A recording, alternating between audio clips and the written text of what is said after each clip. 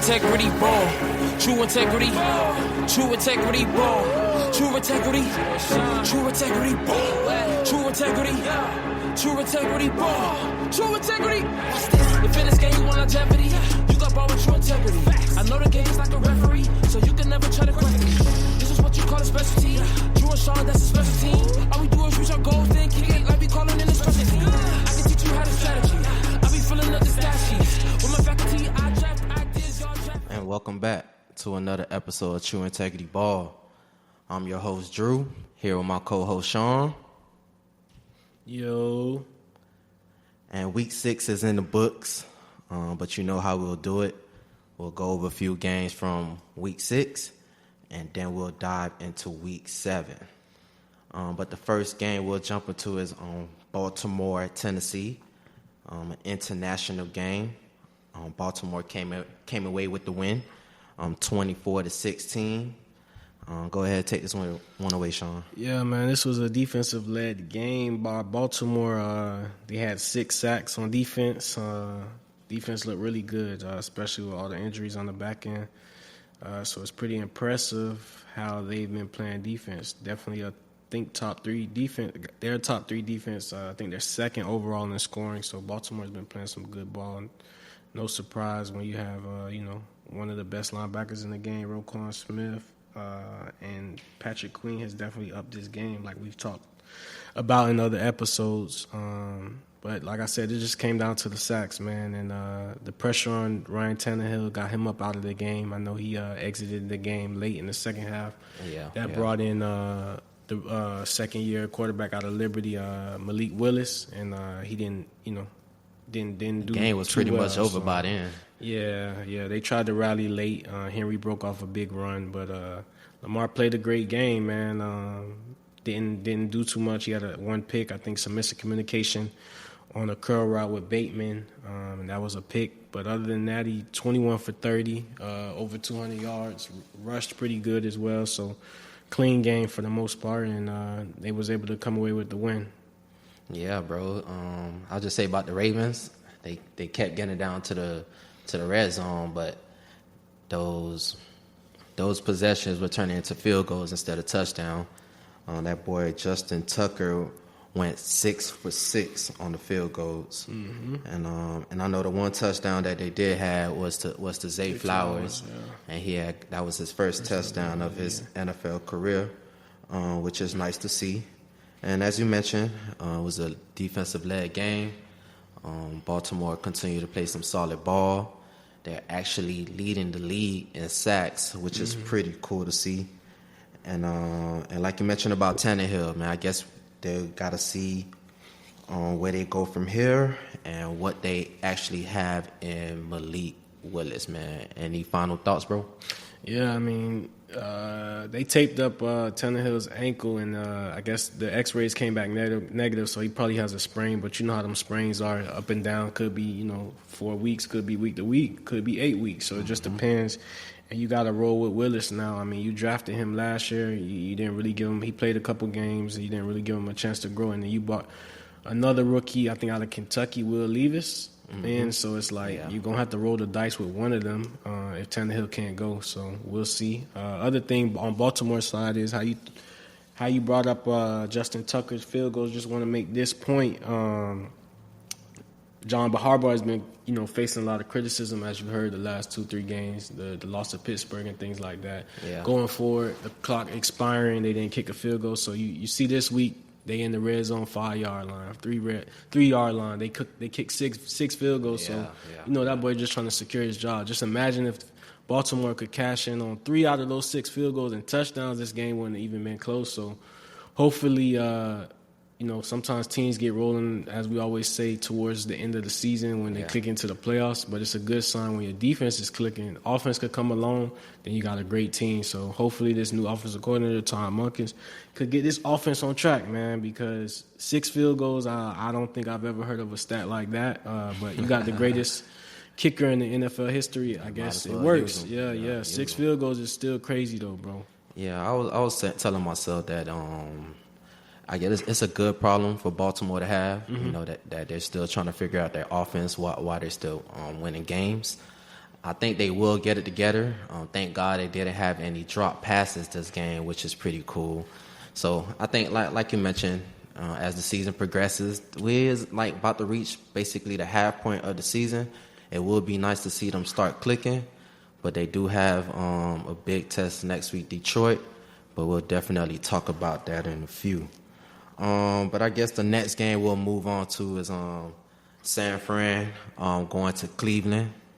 To no surprise, Cleveland came away with the win, 19-17. Cleveland defense stepped up in a major way, man, holding San Fran to only 215 yards. I understand that C-Mac and Debo did get injured and left the game, but that was closer to the second half, if anything, man. And they also held San Fran to 3 out of 12 on third down, which is pretty impressive. But overall, it was a physical, chippy games. Things did start in pre-game, with a lot of tussing and fussing or whatnot. And both teams did have 12 and 13 penalties, respectively. I'm not sure. I guess that just plays along with the physicalness. Weather did play a factor as well. Brock Purdy didn't have too much of a good game. Ball kept slipping out his hands and things like that. And then, of course, Jake Moody did missed 2 key field goals. Of course, one of them was the go-ahead winning field goal, man. So what's your thoughts, bro? Yeah, man. Definitely was a game that was a lot closer than I thought. P.J. Walker is the third-string quarterback, and he actually got the start. Yeah. It's the NFL, so I'm not going to really, harp on the third-string thing. But still, I didn't expect the Browns to come out victorious, man. I saw P.J. Walker throw that interception to Fred Warner, and I knew it was just going to be a long day because he threw it right to him. Like it was like Fred Warner was the receiver. But like you said, the Browns came out. They played great defense. Looks like they gave Purdy and those guys different looks that they didn't see. And it's just simple, man. It came down to that missed field goal. They make that field goal. I'm pretty sure San Francisco, would have been okay with getting out of here. Like you mentioned, the injuries with McCaffrey and Debo, I mean, those play a part. But at the end of the day, the Browns won, man. I'm not going to make excuses. Browns had a third-string quarterback, and they won the game. San Francisco did miss Debo and McCaffrey, but that's not an excuse because the Browns made away with a third-string quarterback. Coop actually also had a good game, man. He had a nice game. So really showing people he that number one receiver, man. Right. So the Browns now sitting at 3-2. Deshaun Watson hasn't played the last 2 to 3 games, correct? Yeah, 2 games. And your All-Pro Nick Chubb is out. So the Browns, as an organization, got to be pretty happy. Yeah. I didn't even think about it like that. 3-2 in that AFC North is nice, man. That's nice, especially like I said, you missing your starting quarterback and your All-Pro running back. Can't ask for a better record right now. Yeah, man. This was a good game as far as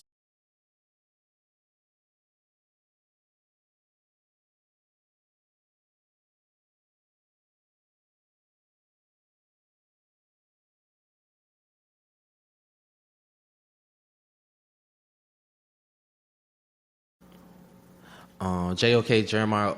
Damn, I forgot how to say this guy name. But JOK, I think everybody know what I'm talking about, man. Number 6, man. That guy, he been really balling, man. Really been stepping up as far as the linebacker level. And I guess shout out to Denzel Ward, Greg Newsom, Grant Delpit. Them boys really been stepping up and playing some solid ball as well, man. But I guess we can go ahead and move on. Philly going to the Jets, New York or whatnot. Them boys came away with a dramatic win. 20-14, being that both of their starting corners were out. The secondary stepped up in a big way.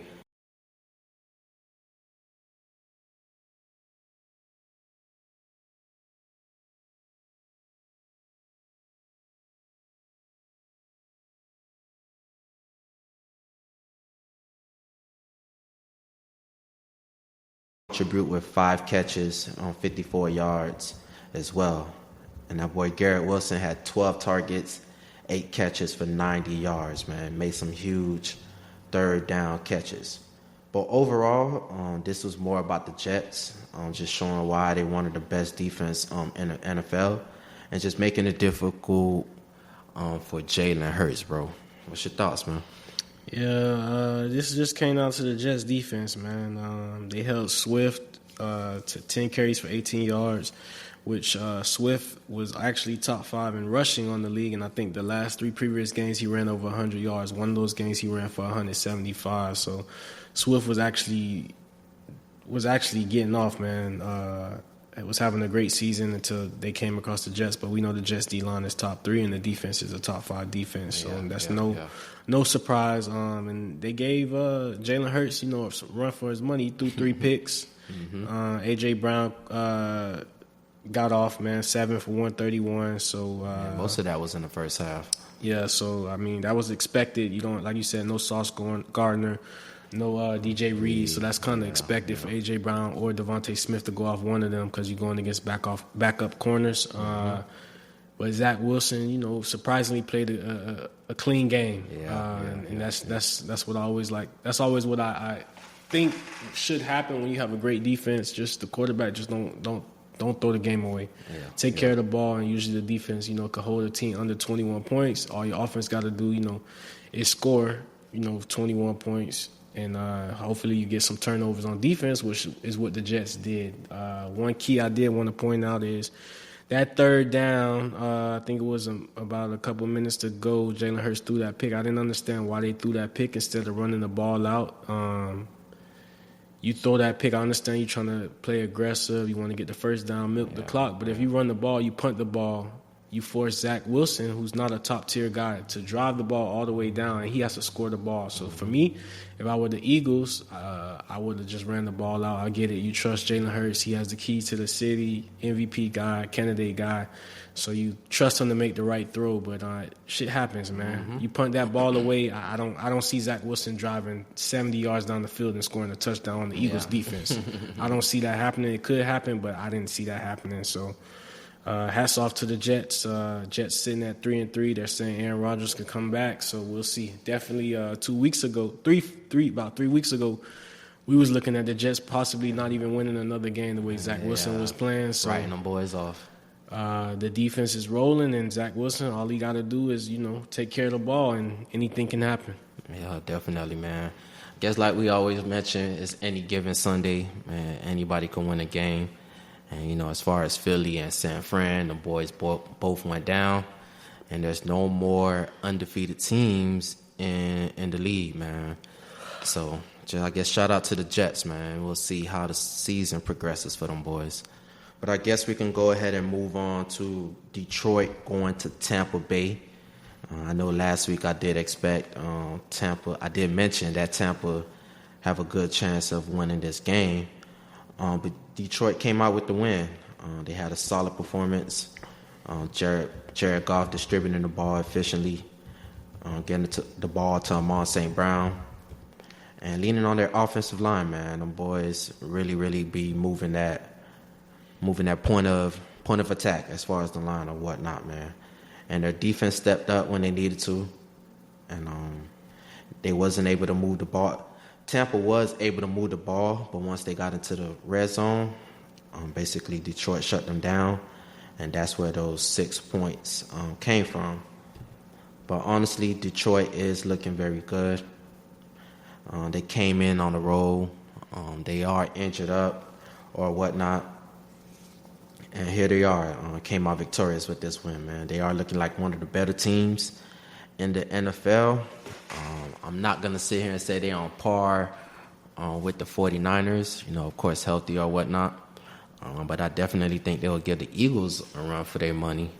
So, shout out to Detroit, man. Shout out to Detroit. What's your thoughts, bro? Yeah, man. I never been that high on Baker Mayfield. That's true. I mean, he been playing good this year, so got to give him the credit when this dude definitely didn't see the Bucs, having a above 500 record. But nonetheless, just can't expect to win the game when you only score 6 points in the NFL. So just need some more offensively. They need some in the running game, man. Yeah, that is true. To take the pressure off of Baker Mayfield, and then you still got those 2 number 1 guys on the outside.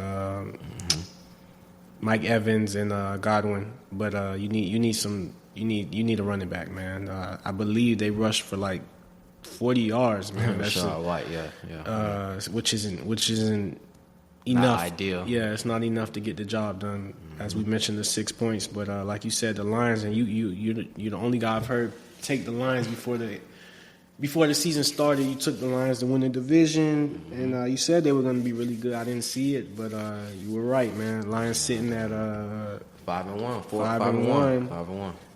Like I said, I haven't seen the Lions this good. 28. Never seen the Lions with a winning record in my whole life. So this is definitely a news flash for me.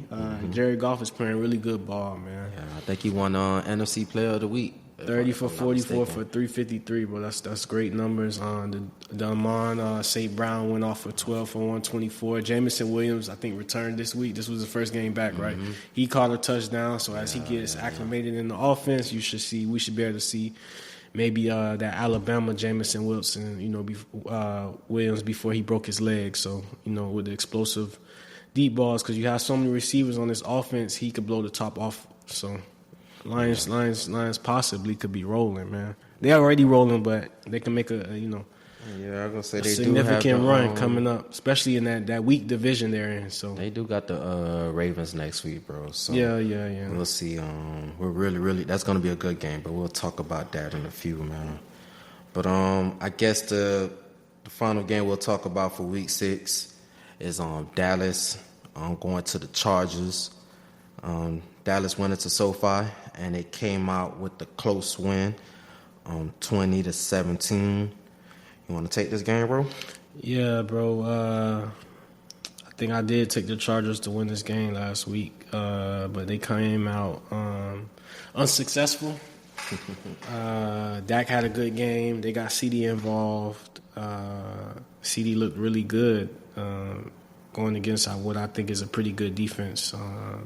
The Chargers ranked the number 31, 32. Bro, I told you about the Chargers, bro. They underachieve every year, bro. They got all this. They got all this star power. They shipped J.C. Jackson off. You paid him all that money, and you trade him back to the Patriots. But you got Asante Samuel and you got Derwin James back there.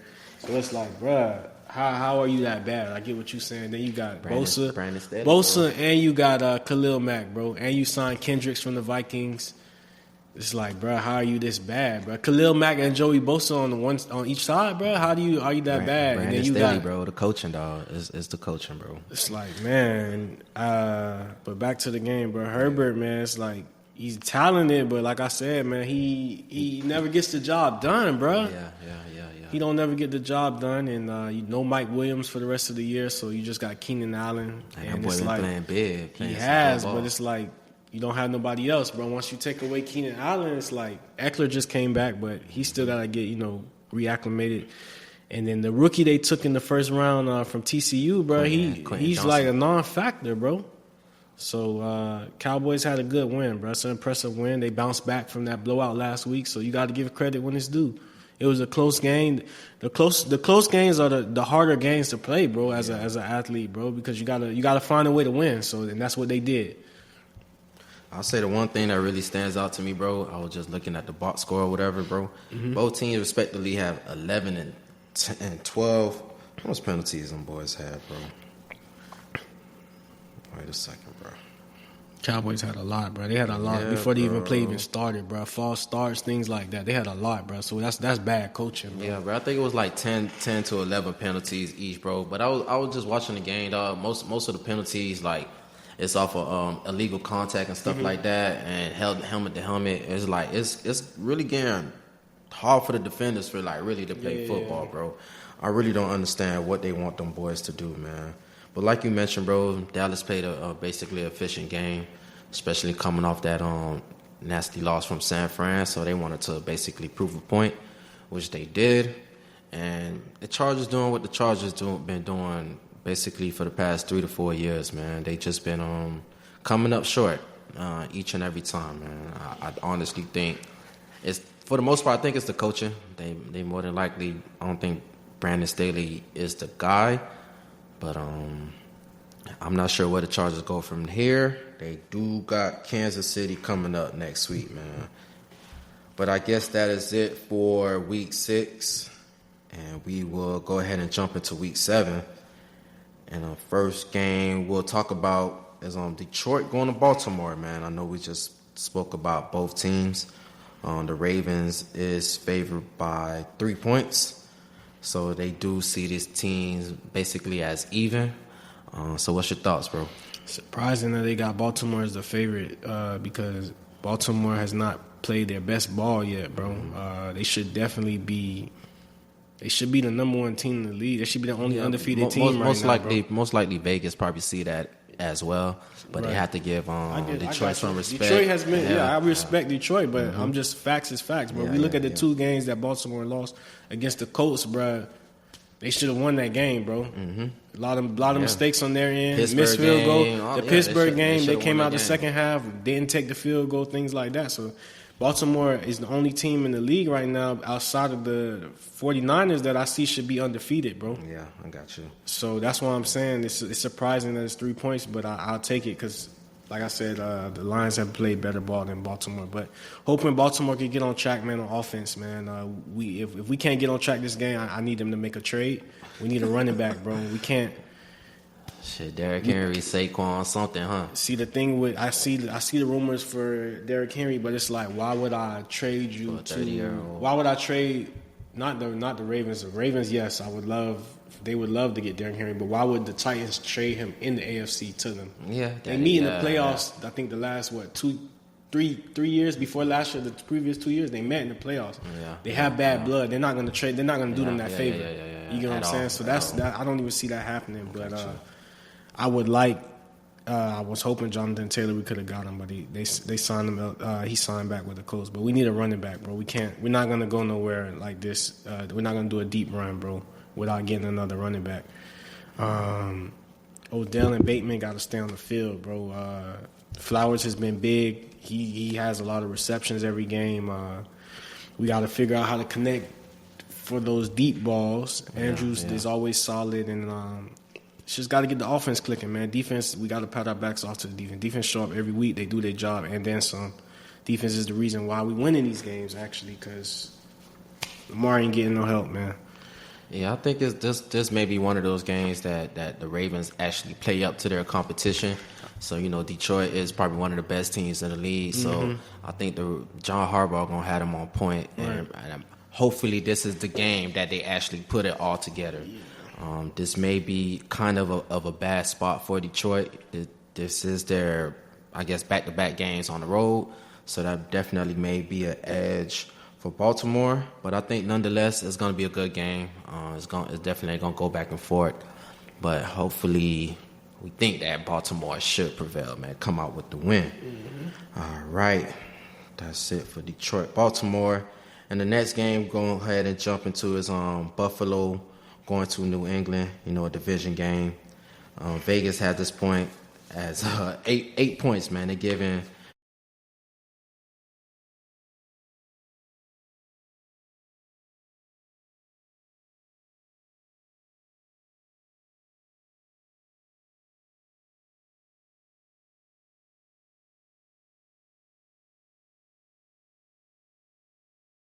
for the game, man. So, but I'm gonna say about Mac Jones, bro. I'm not sure. I know we was talking about this earlier. Why Mac Jones has regressed so much? It's kind of wild to see because he did look decent his rookie year. But Buffalo has won the past 4 meetings against New England, man. So I'm not sure. So I think Buffalo will handle business this week, especially coming off that primetime games against the Giants. They did almost lose that game, so I expect them to come back and bounce back in a major way and pull out the victory against the Pats.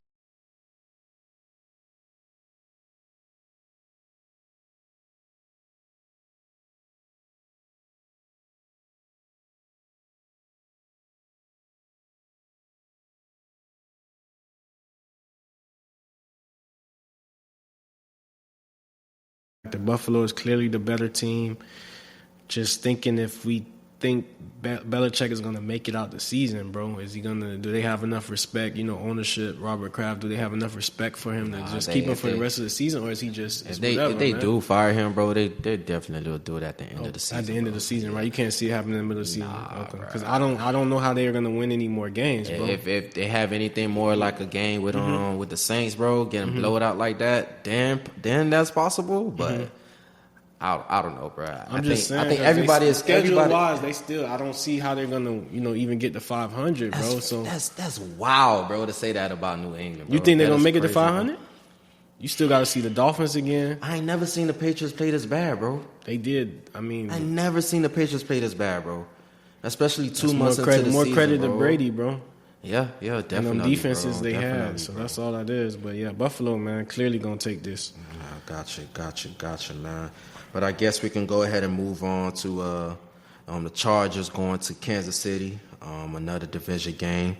They do like KC they like KC by 5.5 points, and surprisingly, just looking at KC past few games, bro. They only scored 30 points once this season. Yeah. And that was versus Chicago. But at the end of the day, they are still 5-1. The defense is playing very well. Right. Mahomes is doing just enough to get by. And I think this will be another close game. These are the games that I like to stay away from as far as betting, because this game could go. I'm pretty sure this game will go down to the fourth quarter. Whoever got the last ball and have a chance to actually win the game. More than likely, that's going to happen. And with how Kansas City been playing, they haven't been actually rolling on offense, and the Chargers doing whatever the hell the Chargers be doing. This game could go anyway, man. But I think it's gonna be a good game. More than likely, I think KC gonna finally put a nice offensive game plan together, especially in the division game. They want to basically show up, man. But honestly, I don't know who's going to win this game, bro. Yeah. Like I mentioned, I'll stay away from this game, man. What's your thoughts, bro? Yeah, Kansas City, man. Mahomes, since he been in the league, since he took over that second year of him starting, he's always been the best quarterback in the league to me. This year, I don't think that's the case. Offense just looks different, man. Under Matt Nagy, the offense looks different. I always like to call out Eric Bieniemy. You can totally see the difference in the offense. I know they traded for Mecole Hardman today, but that offense does not look the same, man. I'm used to the Chiefs, getting whatever they want. Bro, did Mecole Hardman leave as a free agent to go to the Jets, or did they trade him? They traded him. KC traded him to the Jets. No, you talking about to the Jets? He was a free agent. Okay. But the Jets just traded him. Kansas City just traded for him. Okay. So I guess he already knows the system and everything. The thing about it, bro, he barely did shit when he was at Kansas City, dog. He was a gadget player, though. So he barely did anything. But go ahead, bro. Return punts. He returned a few punts. So if anything, you get that special teams value out of him. But the Chiefs, man. The defense looks good. Usually when the Chiefs play the season, they're not good on defense. And when they get to the playoffs, that's when that defense comes in. Chris Jones, the Frank Clarks, those guys usually step up, is what I see from that Steve Spagnuolo defense. But this year, they've been playing some great defense every game. Another thing I want to note out is what I think why the offense isn't clicking, not only outside of that offensive coordinator change, but Kelsey, man. I don't know if you looked at Kelsey, bro. Kelsey looked a little overweight to me. So he's always hurt now. Every time he's taking a hit, that lingering, I think his ankle. So definitely look like a different tight end. Still the best in the game, but he just looked a lot different, bro. I don't think he 100%. I know he did come into the season with some kind of I think it was like a knee injury. Okay, because he looked a little bit heavier this year than me. He usually have a lot more wiggle, He's not 100%. That's what it is. But it makes sense. But Chargers, man, we're going to see if they stand up or not, man. They always underachieve. Always. All this star power, man. I always like to say, man, if Lamar could have these players on his team, man, just be crazy, bro. They give these young guys, all this talent, bro. And these guys underachieve. But I'm going to take the Chargers, man, just because I think they're going to stand up this game, tired of losing.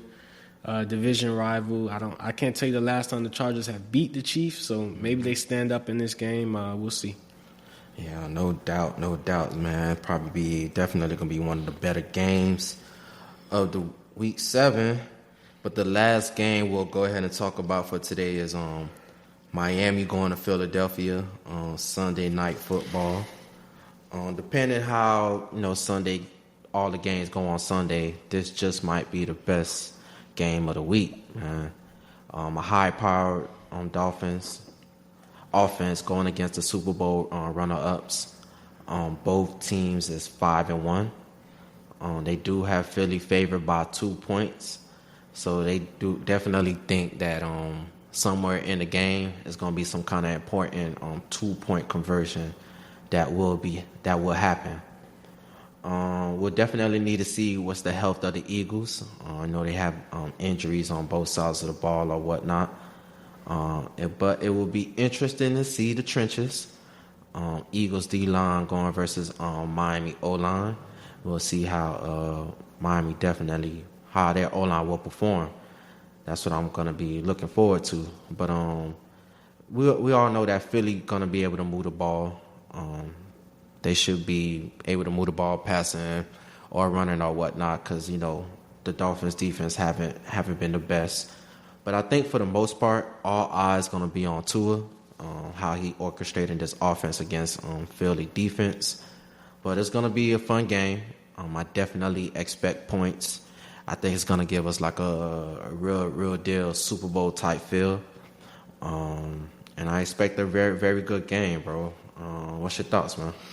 Yeah, I'm hoping this turns out to be the game of the year so far. Definitely a primetime game. So I like this matchup. Just wondering how the Miami defense is going to hold up against this offensive line and these receivers on the outside with no Ramsey. So like to see how this turns out. And that boy Howard might be out. Oh, Xavier Howard's not playing? He might be out. He's been on the injury report. Okay, so that's... Yeah, that's what I'm saying. All eyes gonna be on Tua, bro, and how that Tua. I will say though, bro, Tua is the MVP to me right now. Tua or Hill, one or the other. Yeah, they 1 and 2 if anything. MVP race. Tua is looking like the best quarterback in the league right now, bro. Hands down, bro. That one hiccup against Buffalo, that's it. I just think they didn't get up for that game. It happens. But outside of that, bro, he's been playing flawless, bro. Hill might, when we talk about MVP, most valuable player, Hill might be number 1 because of what he's doing, bro. He's about to eclipse. I think he's at 800 yards. Right, he's about to eclipse 1,000 yards, and we only on week 6, week 7. Yeah. So he might. He said he was going for 2K last year. If Tua didn't get hurt, he would have got the 2,000. So I think he's gonna end up getting the 2,000 this year. But that's what it's looking like, and it's like they don't even. When you watch the defenses play against them, it's like you scheme for them, but it's like they kind of get away from it, bro. It's like I watch some of these plays. You scheme for him, you scheme for Hill, and then you leave him 1-on-1. Why would you, if you're a defensive coordinator, why would I ever leave him 1-on-1?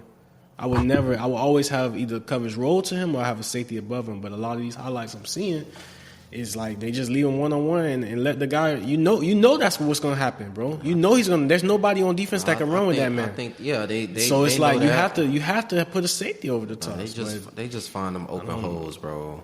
It's like he just run right by him, bro. Like what you could do, bro? He just run right by him and Tua just find that spot and just hit him, bro. So, and I think that advantage of them boys that pre-motion, bro, motion for the snap, he already done, that head start already, bro. It's I got the Dolphins though, bro. I'm gonna take the Dolphins. Got the Dolphins winning this game. I think Mike McDaniel gonna scheme it up. Philly's secondary ain't been all that, bro. So I think you got the 2 best receivers in the league, bro. I don't know, bro. Like I said, 2 best wide receiver tandems, but I'm not taking nobody in the NFL over Hill and Waddle, bro. I think they're gonna scheme it up, bro. It's the trenches that I worry about, bro. Mostert had 3 touchdowns last week, bro. Bro, D-line could change the entire game, bro. Carolina ain't got no. Carolina has a good D-line, yes. But they ain't got no D-line how the Eagles got it, bro. Them boys have it from D-line. Inside and out, bro.